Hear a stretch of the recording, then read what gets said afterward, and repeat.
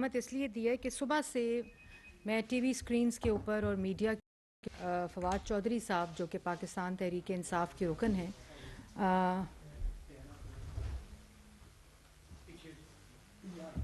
जो रुकन है पाकिस्तान तहरीक इंसाफ के, उनके जो गिरफ़्तारी के ऊपर जो बातचीत हो रही है, जो डिफरेंट व्यूज़ आ रहे हैं, जो मीडिया पे बात हो रही है, तो मैं ज़रूरी समझा कि मैं ये प्रेस कॉन्फ्रेंस करूं। और ये प्रेस कॉन्फ्रेंस में मैं पाकिस्तान की आवाम से मुखातिब हूँ, मीडिया से मुखातिब हूँ, उन तमाम हलकों से मुखातिब हूँ जो इस गिरफ़्तारी को एक सियासी रंग देने की कोशिश कर रहे हैं और एक सियासत के साथ, फ्रीडम ऑफ एक्सप्रेशन के साथ और इज़हार राय की जो आज़ादी या पाबंदी है उसके साथ जोड़ने की कोशिश कर रहे हैं। सबसे पहले तो मैं एक दरख्वास्त करूँगी अपनी प्रेस कॉन्फ्रेंस के शुरू में ही कि फवाद चौधरी साहब, और मैं रिक्वेस्ट करूँगी एक चीज़ को रिकॉर्ड पे रखने के लिए कि ये वो एफआईआर है जिसकी कॉपी आप लोगों के पास मौजूद है, जो भी इस वक्त स्क्रीन पे चल भी रही होगी। ये वो एफआईआर है जो इलेक्शन कमीशन ने फवाद चौधरी साहब के ख़िलाफ़, सेक्रेटरी इलेक्शन कमीशन इस एफआईआर के मुद्दई हैं और उन्होंने ये थाना कोसार में ये एफआईआर दर्ज कराई है और उसके अंदर वो तमाम चीज़ों को रिप्रोड्यूस किया है जो फवाद चौधरी साहब ने कल रात को और पिछले कुछ दिनों से वो इलेक्शन कमीशन के ऊपर, मैं उसकी तफसील में भी आऊँगी, लेकिन इस पूरी जो चीज़ को जोड़ना, ये इलेक्शन कमीशन की एफआईआर है और इलेक्शन कमीशन एक आइनी अदारा है, उसके ख़िलाफ़, और इसकी जो मुद्दई हैं इस एफआईआर के जो कि इलेक्शन कमीशन ने कराई है, वो सेक्रेटरी इलेक्शन कमीशन है उमर हमीद साहब। ये चीज़ मैं रिकॉर्ड पे रखना चाह रही थी। अब मैं दरख्वास्त करूँगी कि ज़रा ये जो एफआईआर जिस रेफरेंस से कटाई गई है, क्लिप जो है वो स्क्रीन के ऊपर चलाया जाए। जी,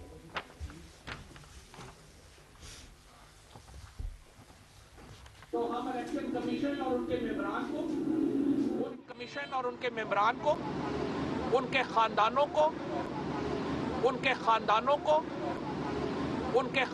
को और ये जो लोग हैं इनको वार्न करते हैं कि अगर हमारे साथ ज्यादतियों का सिलसिला हुआ, ये ज्यादतियों का सिलसिला आपको वापस पे करना पड़ेगा। तो हम प्लीज जरा चला दें।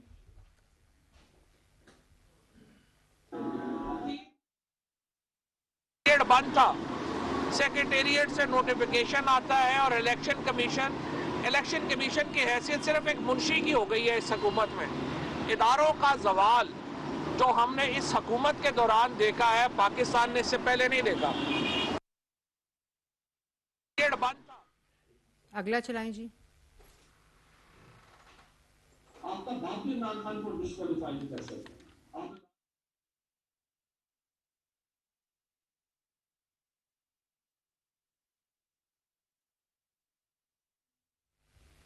ये एफआईआर जो मैंने आपको दिखाई है, ये रेफरेंस जो क्लिप आपने देखा ख़ानदानों का, फैमिलीज़ का, ये सियासी गिरफ्तारी नहीं है और कोई सियासी जमात, कोई जमहूरी हुकूमत, कोई सियासी हुकूमत ये 9 माह से हम हुकूमत में हैं और 9 माह से जो ज़बान दराजी इमरान खान साहब, इनके सारे तर्जुमान, इन फवाद चौधरी साहब, जिस किस्म की ज़बान इन्होंने हुकूमत के बारे में, पार्टी क़यादत के बारे में, हम सब के बारे में, बशमूल मेरे बारे में की है। अगर सियासी गिरफ्तारी करनी होती तो इमरान खान साहब की तरह ऑपोजिशन के पहले जो फ्रंट के 2 बेंचेस हैं वो सब इस वक्त जेलों में होते हैं।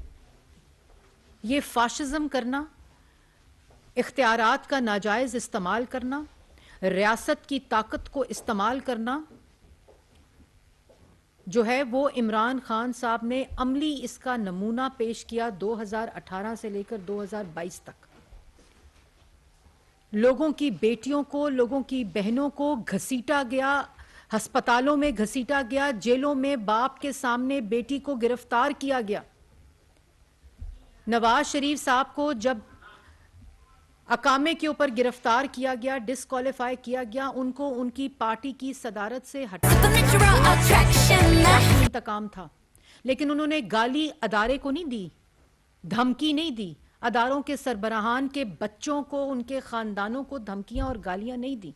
वो अपनी बेटी का हाथ पकड़कर हर रोज की बुनियाद पर नैब की अदालत में पेशियां भुगतते थे। इसी तरह शहबाज शरीफ साहब को अरेस्ट किया गया। उनकी बेटी की घर की चार दीवारी फलांग कर नैब के अरकान और पंजाब पुलिस ने उनके घर पर धावा बोला, उनकी बेटी के घर के ऊपर। हमने अदारों को गालियां दी, उनके बच्चों को धमकियां दी, उनको मार देने की, उनको जान से मार देने की धमकियां दी, बातें की। शाहिद खकान अब्बासी को गिरफ्तार किया गया। मैं उनके साथ गाड़ी के अंदर बैठी हुई थी। बगैर वारंट के गिरफ्तारियां हुई। वो था सियासी इंतकाम, वो था सियासी गिरफ्तारियां। एक गिरफ्तारी से 3 दिन पहले वजीर आजम इमरान खान से लेकर तमाम तर्जुमान, तमाम वुज़रा इन्हीं जगहों के ऊपर बैठकर इन गिरफ्तारियों का ऐलान करते थे। बताते थे कि 2 दिन के बाद राना सनाउल्लाह ने गिरफ्तार होना है, 2 दिन के बाद सफदर साहब ने गिरफ्तार होना है। यही जगह इस्तेमाल की जाती थी, यही इख्तियारात किए जाते थे। इन्हीं कैमरों के जरिए बताया जाता था कि किस दिन किस बंदे ने गिरफ्तार होना है। हुकूमती प्रेस कॉन्फ्रेंसेस होती थी, आप लोग इन्हीं कुर्सियों पर बैठते थे और ये बातें सुनते थे। वो सियासी गिरफ्तारियां होती हैं।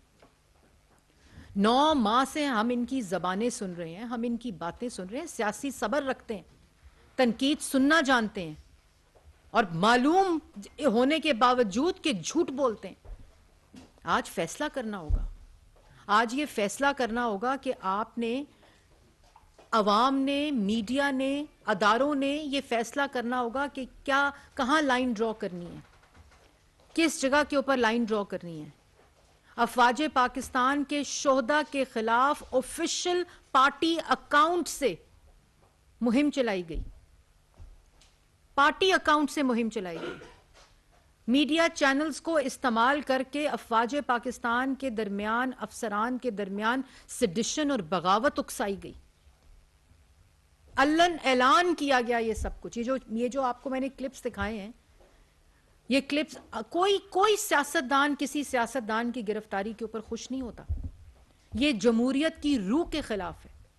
लेकिन ये सियासी गिरफ्तारी नहीं है, इस फर्क को समझना पड़ेगा। ये FIR जो है, ये किसी सियासी जमात ने नहीं कटवाई, ये इलेक्शन कमीशन ऑफ पाकिस्तान ने कटाई है। आइन के मुताबिक सेक्रेटरी इलेक्शन कमीशन इसका मुद्दई है। ये इसके ऊपर किसी सियासी जमात का नाम नहीं है। और ये आपको फैसला करना होगा, ये लाइन ड्रॉ करनी होगी। ये आज फैसला करना होगा कि आपने माहौल के अंदर, आपने अदारों को गाली देकर आप फॉरेन फंडिंग में पकड़े गए। आप इलेक्शन कमीशन को धमकाएं, गाली दें, कहें तुम डिस्क्वालीफाई करो तो मैं तुम्हारे बच्चों को देख लूंगा, तुम हमारे लीडर को डिस्क्वालीफाई कराओ, तुम्हारा बच्चों का, तुम्हारे खानदानों का बाहर निकलना बंद हो जाएगा। आप, और ये क्यों ऐसे बोलते हैं, इसके पीछे भी एक कॉन्टेक्स्ट है। ये इसलिए ऐसे बोलते हैं कि जिनका लीडर ये बोले, जिनका लीडर की गुफ्तगू ये हो कि मैं मार दूंगा, गले से पकड़ के हाथों से फांसियां दूंगा, ओ IG, ओ DSP, ओ इलेक्शन कमीशन, वो तू उसका नौकर, तू इसका नौकर, गले से घसीट के वजीर आजम को बाहर ले आओ, पुलिस वालों के सर फाड़ दो। ये पूरा, और इन्होंने लोगों के खानदानों के साथ, लोगों के बच्चों के साथ, लोगों की बहनों के साथ, लोगों की बेटियों के साथ ये सारा रवैया 4 साल किया है। इसलिए ये बोलते हैं इस तरह, क्योंकि इनका माइंडसेट ऐसा है। तो ये लाइन आज अदालतों को, ये लाइन आज अदारों को, ये लाइन ड्रॉ करनी पड़ेगी बहैसियत अवाम कि अगर किसी को, एक जमात को एग्जेम्पशन दी तो आपको 22 करोड़ अवाम को इजाजत देनी पड़ेगी कि अगर इन अदारों से उनके खिलाफ फैसले आते हैं तो उनको भी हक हो गाली देने का, धमकाने का, खानदानों को धमकियां देने का। यह फैसला करना पड़ेगा। इसमें कोई लड़ाई नहीं, इसमें कोई फसाद नहीं। ये एक चीज का तायुन करना पड़ेगा।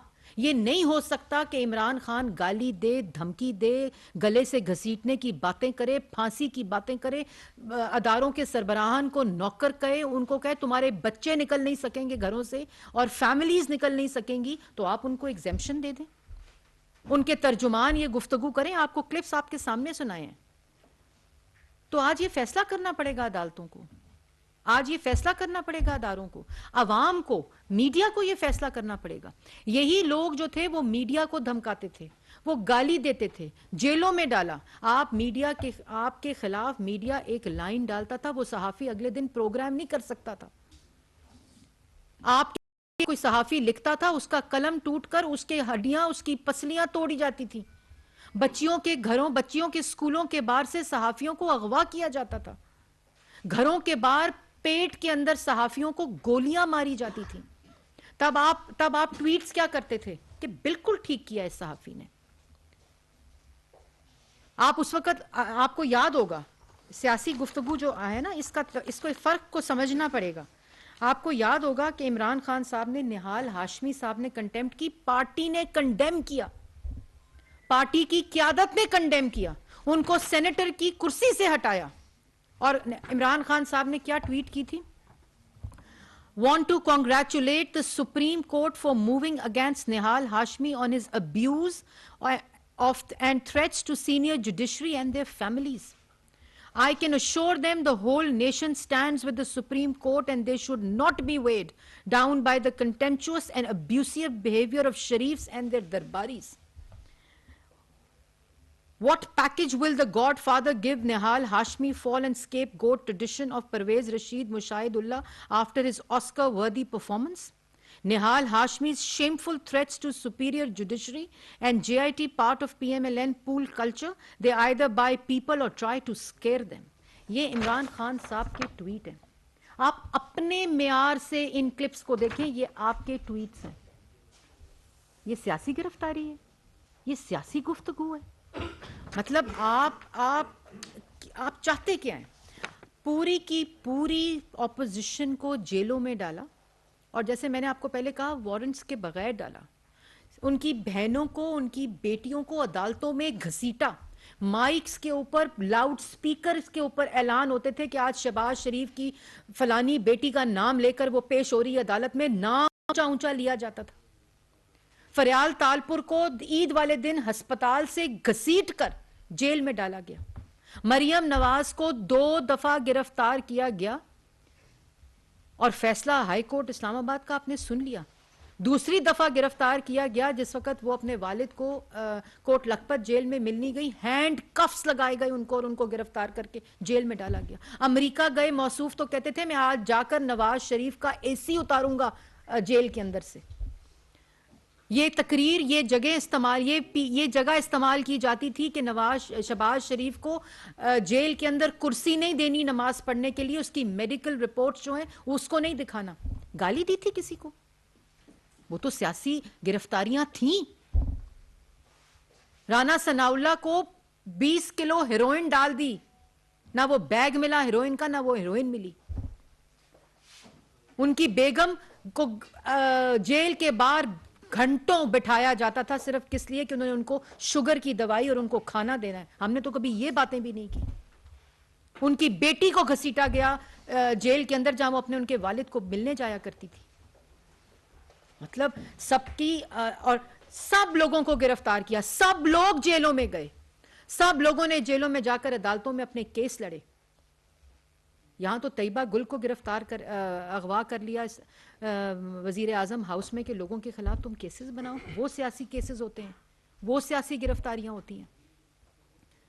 आप अदारों को धमकाएं, शोहदा के खिलाफ कैंपेन करें, शोहदा की फैमिलीज के खिलाफ मुहिम चलाएं। मतलब आप ये देखें और उसके बाद आप अदारों को गालियां दें, आप लोगों के बच्चों को धमकियां दें कि तुम बाहर निकल के दिखाओ, तुम बाहर नहीं निकल सकोगे। उनकी फैमिलीज को धमकाओ और फिर कहो कि जी सियासी गिरफ्तारी है। अगर सियासी गिरफ्तारी होनी होती तो 9 माह में हो जाती। हमारे पास भी वही ताकत है, हमारे पास भी वही इख्तियार है, हमारे पास भी वही कवानीन है, हमारे पास भी वही कुर्सी और वही मनसब है जिसका आपने नाजायज इस्तेमाल करके लोगों को जेलों में डाला, लोगों की बच्चियों को जेलों में डाला, अदालतों में घसीटा। तो 9 माह से यह हो जाना चाहिए था। तुम तोशा खाना में पकड़े जाओ तो इलेक्शन कमीशन को गाली दो कि मुझे डिस्क्वालीफाई करके दिखाओ। तुम सेशन जज को साथ, खातून के साथ कंटेम्प्ट करो, उसको धमकाओ, उसको धमकियां दो और जाके तुम दंदनाते फिरो और कहो कि तू कर मुझे गिरफ्तार हो या तू कर मुझे डिस्क्वालीफाई। तुम सुप्रीम कोर्ट को गाली दो, तुम इस्लामाबाद हाई कोर्ट अगर तुम्हें कहे कि नहीं तुम जाकर फॉरेन फंडिंग का फैसले का जवाब दो, तोशा खाना में तुम कहोगे जी तुम्हें आपको मैं मुझे डिस्क्वालीफाई किया तो मैं सबको घसीट दूंगा, मार दूंगा, धमका दूंगा, छोड़ूंगा नहीं, उनके बच्चों को नहीं छोड़ूंगा। किस किस्म का रवैया है ये? किस किस्म का रवैया है? क्या हमने पाकिस्तान को इस किस्म की रियासत और बनाना, रिपब्लिक बनाना है तो ये फैसला आज सबको करना पड़ेगा। इस कमरे में बैठे हुए हर शख्स को करना पड़ेगा, इस स्क्रीन को देखते हुए हर शख्स को करना पड़ेगा, इस मुल्क के हर नौजवान को यह करना पड़ेगा कि अगर आज एग्जेम्पशन इमरान खान पाकिस्तान तहरीक इंसाफ और उसके तर्जुमानों को दी तो फिर ये एग्जेम्पशन 22 करोड़ अवाम को देनी पड़ेगी, ये हर जमात को देनी पड़ेगी, ये हर जमात के तर्जुमान को देनी पड़ेगी कि उसके दिल में जो आए वो मुंह से बोल सकता है। वो कवानीन खत्म करने पड़ेंगे जो मुल्क के अंदर इस वक्त मौजूद हैं। ये नहीं हो सकता कि आप एक शख्स को ये इजाजत दें, एक शख्स के ऊपर ये एग्जेम्पशन हो, उसको खुली छुट्टी हो, वो कभी किसी आईजी को गले से घसीटने की बात करे, कभी किसी को अपने हाथों से फांसियां देने की बात करे, कभी किसी बच्चों को, उनकी बीवियों को, उनकी बेटियों को, उनकी बहनों को, उनकी फैमिलीज को धमकाने की बात करे, उनकी जिंदगियों को खतरे में डाले तो कोई बात नहीं, वो सियासी तौर पे बोल सकता है।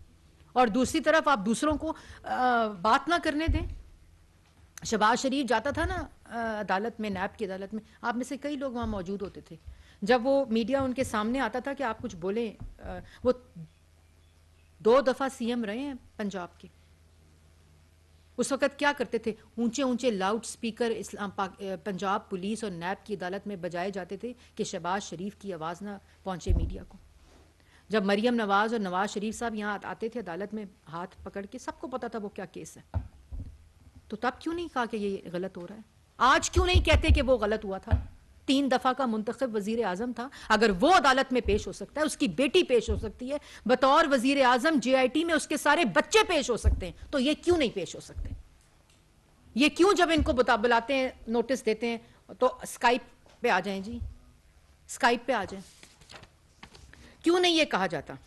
हर बंदा, हर तर्जुमान खड़ा होता है, अदारे को गाली देता है, अदालत के गले तक पहुंच जाते हैं, उनकी फैमिलीज तक पहुंच जाते हैं।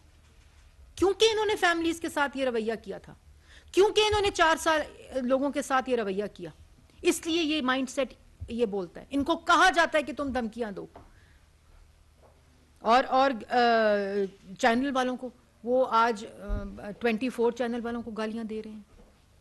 जो मीडिया बात करे उसको गाली, जो मीडिया सवाल करे उसको गाली, जो अदारा सवाल करे उसको गाली। मतलब अपना जवाब नहीं है तो दूसरों को गाली तो ना दो, दूसरों के बच्चों को ना घसीटो। हमारे साथ तो जो किया, हमने अगर उसका बदला लेना होता तो आज सारी की सारी पाकिस्तान तहरीक इंसाफ जेल के पीछे होती, अगर सियासी बदला लेना होता। क्योंकि जो हमारे साथ हुआ है वो पाकिस्तान की तारीख में किसी के साथ नहीं हुआ। लेकिन हम वाहिद वो जमात है अल्हम्दुलिल्लाह अल्लाह ताला करम से कि 40 साल का जवाब दिया है, 40 साल का जवाब दिया है।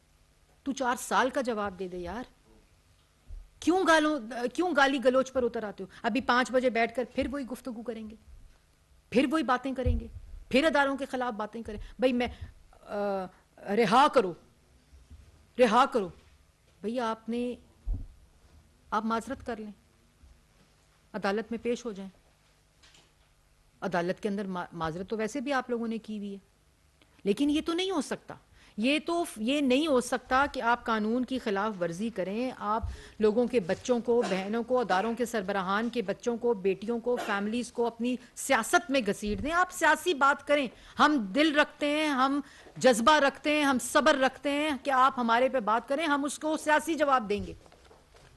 जैसे मैंने पहले कहा कि अगर हमने सियासी गिरफ्तारी करनी होती, ये मैं मीडिया, अवाम और सबके मुखातिब हूँ, अगर हमने सियासी गिरफ्तारी करनी होती तो आज 9 माह 10 माह हो गए हैं इस हुकूमत को। क्यों नहीं गिरफ्तार? हम नहीं कर सकते थे गिरफ्तार, सब जेलों के पीछे होते बशमूल इमरान खान।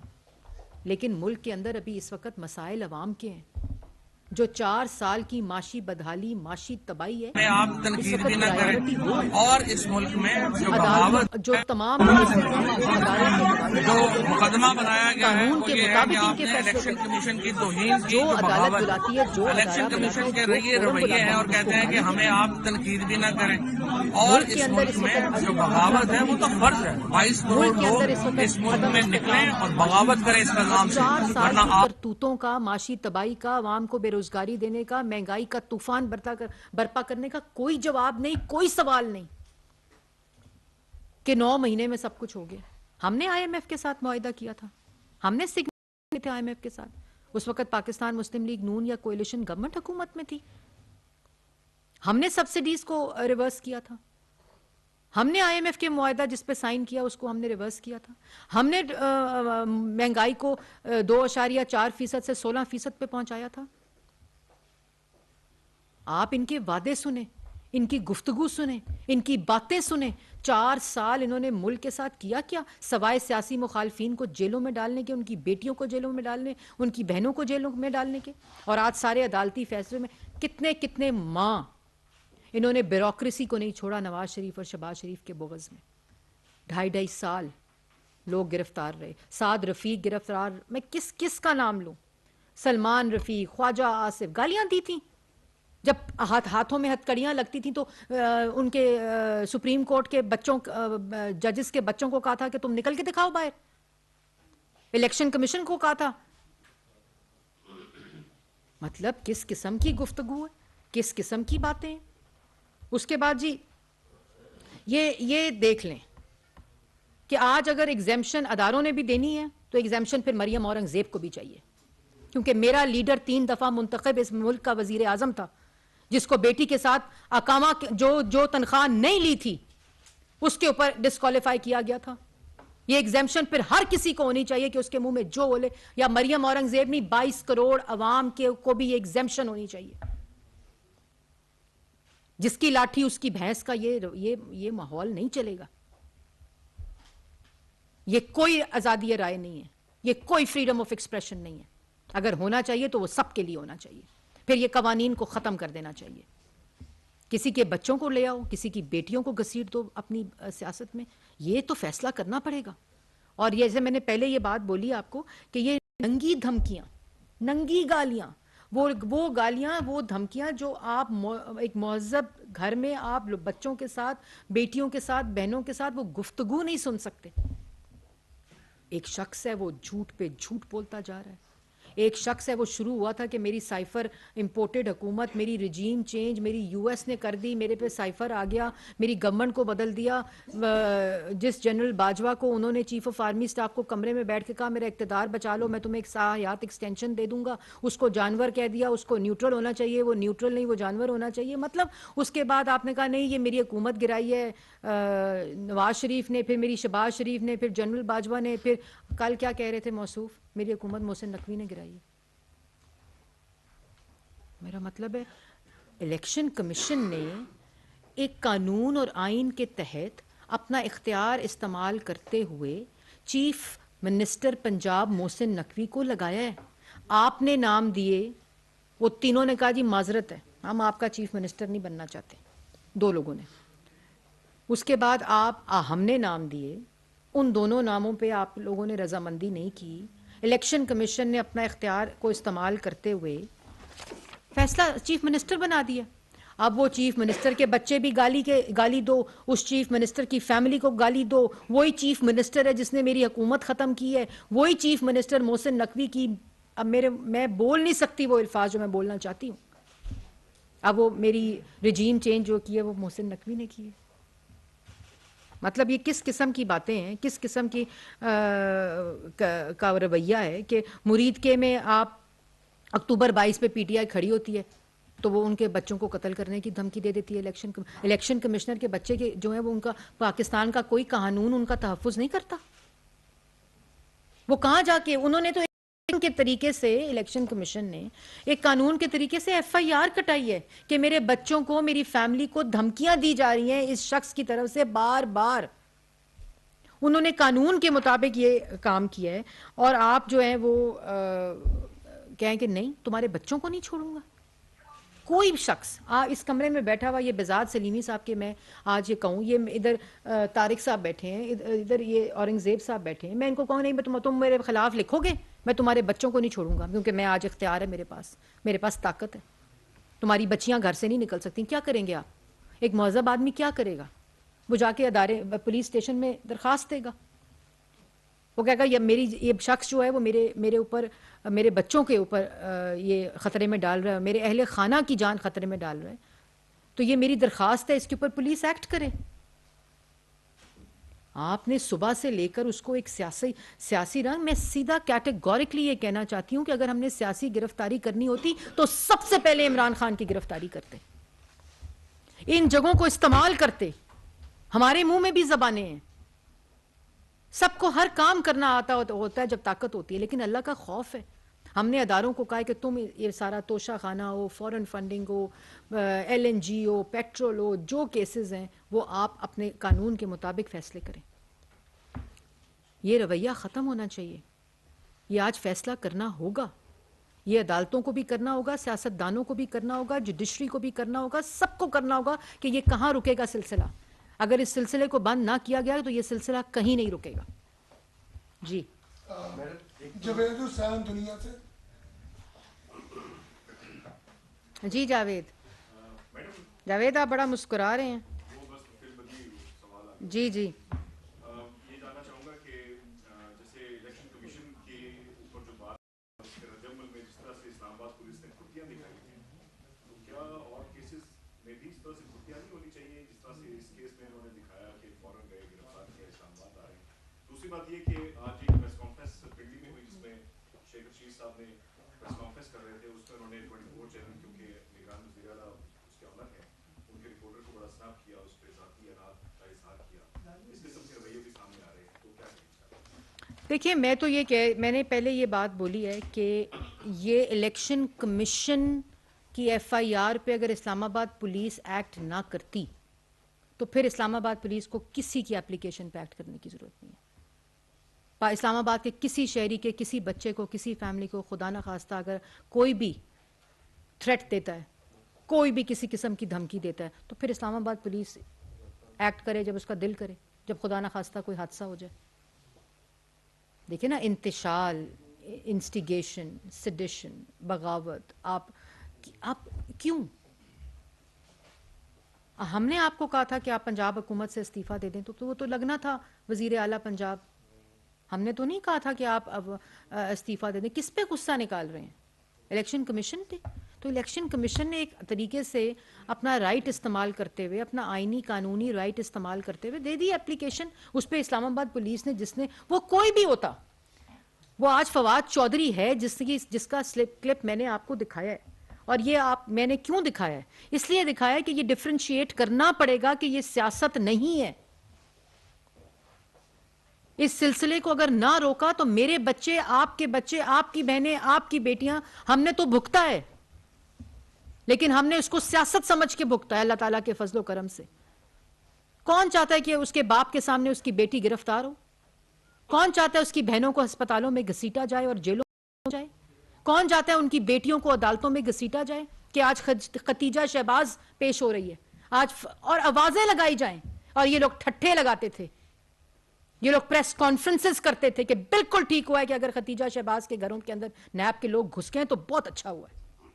मैंने तो ये नहीं कहा, मुस्लिम लीग नून ने तो ये बात नहीं की, ना 9 महीने कुछ इस तरह का कहा। इरफान सिद्दीकी साहब की बेगम को धक्के मारकर रात के अंधेरे में, उनके दरवाजे तोड़कर, गेट तोड़कर, उनकी बुजुर्ग बेगम को धक्के मारकर उनके बेडरूम में पहुंचे, वो नाइट सूट में थे, उनको गिरफ्तार किया और उनको जेल में, इधर हडियाला जेल में डाला। क्यों डाला? और क्या केस बनाया था कि जो उनका किराए का घर है, वो घर की जो डीड है वो पता नहीं पिछली डेट की है या वो अगली डेट की है या वो क्या है, कुछ नहीं पता था। और इतने बुज़दिल थे कि जब मैं उनको लेने गई हडियाला जेल, इरफान सिद्दीकी साहब को जब मैं उनको लेने गई तो वो, अल्लाह माफ़ी दे, हडियाला जेल की जो सिक्योरिटी थी वो उनको मेन दरवाजे से उनको रिहा नहीं किया, उनको मोटर बाइक पे बिठाकर, साथ 2 सिपाही मोटर बाइक पे बिठाकर उनको पेट्रोल पंप के ऊपर छोड़ के गए। पिछले दरवाजे से। भैया आपने गिरफ्तार किया इरफान सिद्दीकी साहब को, किसी जुर्म में भी गिरफ्तार किया, आप उनको रिहा किया, सामने से लेकर जाएं उनको पेट्रोल पंप पे छोड़ गए ताकि हम लोग देर से पहुंचे। और इतनी जुर्रत नहीं थी कि ये हमने सहा है। आज मैं देख रही थी कि वो एक तरफ इरफान सिद्दीकी साहब की तस्वीर है, एक तरफ ये मुआवजा नहीं करें।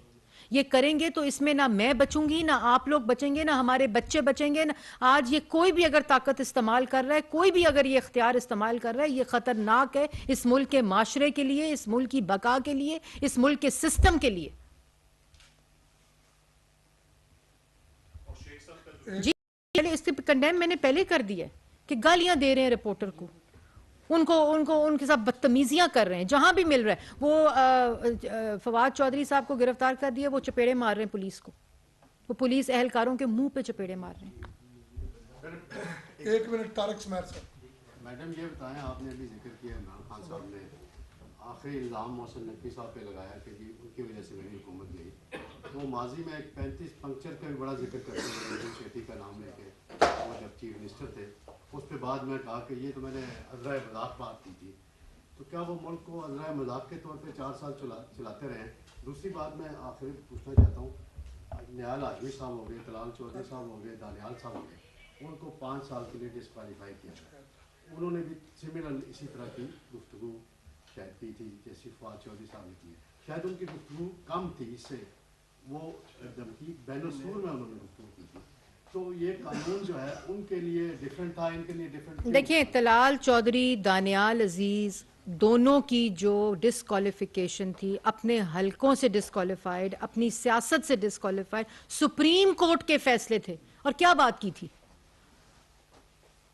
बच्चों को गालियां दी थी, अहले खाना को धमकियां दी थी कि तुम निकल कर दिखाओ, हम तुम्हारी गर्दनें काट देंगे, मैं अपने हाथों से फांसियां दूंगा, मैं मूंछों से घसीट कर लेकर आऊंगा और राना सनाउल्ला को जेल में डाल दूंगा। मैं किस किस बात का आपको जिक्र करूं, मैं किस किस बात को आपको बताऊं? दिल दुखता है कि हमने ये भुगती हैं चीजें। तलाल चौधरी, दानियाल अजीज को सुप्रीम कोर्ट ने क्यों ना अहल किया था? वो फैसला पढ़ लेना।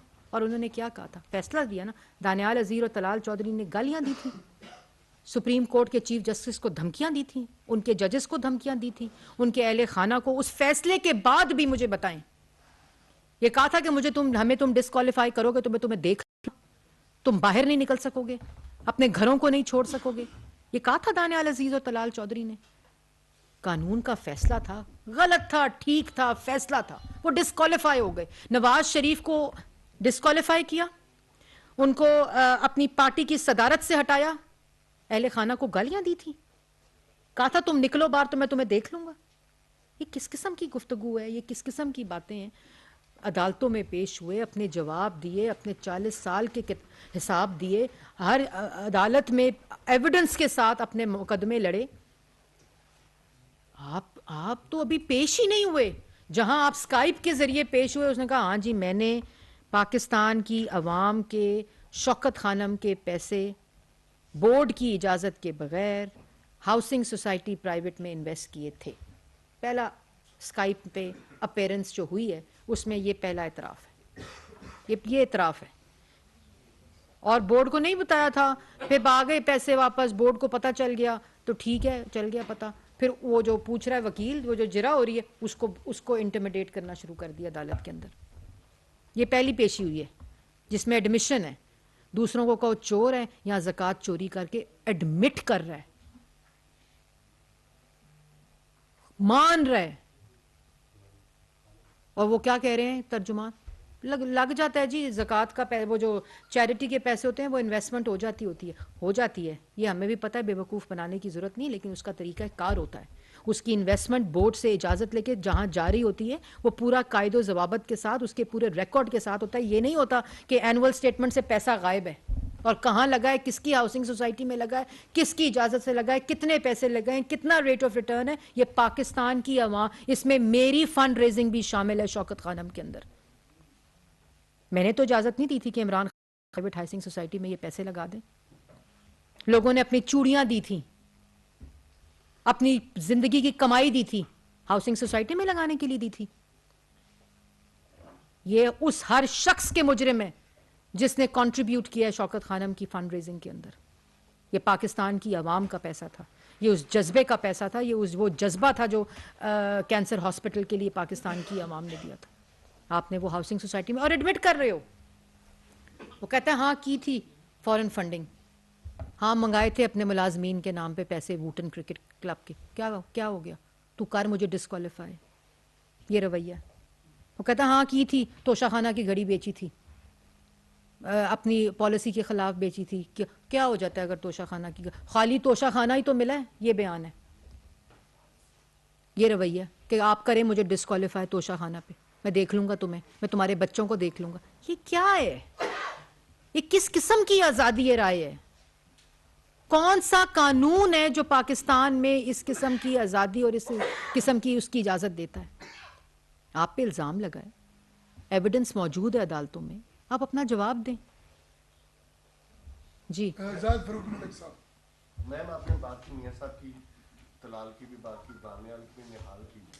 हुकूमत उस वक्त मुस्लिम लीग नवाज की आपकी थी, तो वो कौन था जो उनको सजाएं दिलवा रहा था? या आज भी अब देखा जाए कि पिछले दौर के अंदर साद रफ़ीक को, शारिक अकरम अब्बासी को, आप समझते हैं कि या आज के दौर के अंदर जो कुछ हो रहा है कि ये हुकूमतें ही कर रही हैं या इनके पीछे किसी और का हाथ है? दूसरा, आप वज़ीर इत्तलात हैं, पाकिस्तान, इंडिया ने पाकिस्तान के चीफ जस्टिस को भी, वज़ीर ख़ारजा को भी दावत दी है इंडिया आने की, लेकिन दूसरी तरफ कल पाकिस्तान ने वीज़े जारी किए हैं बेसबॉल टीम को, और इंडियन सिक्योरिटी एहलकारों ने बाकी पे रोका हुआ है इंडियन टीम को 5 घंटों से। क्या कहें? पहले तो जो सेकंड वाली बात है इसके बारे में मैं ज़्यादा जानती नहीं हूँ, लेकिन अगर आपको इसकी इन्फॉर्मेशन चाहिए तो मैं ज़रूर फॉरेन ऑफिस से लेकर आपको दे दूँगी। दूसरा आपका सवाल क्या था, पहला वाला? तो वो कौन था? हाँ जी, ये किसकी ये किसकी FIR है? ACP कौन सा अदारा है? ACP ने अगवा तो नहीं किया उसको, तैयबा गुल को अगवा तो नहीं किया, किडनैप तो नहीं किया, पेट में गोलियां तो नहीं मारी? सहाफ़ी अबसार आलम को गोलियां मारी थी ना, पेट में लगी थी, असद तूर की पसलियां तोड़ी थी ना। उस वक़्त वज़ीर इत्तलात क्या कहता था? बिल्कुल ठीक हुआ है, कोई इजाज़त नहीं होनी चाहिए इस किस्म की आज़ादी की।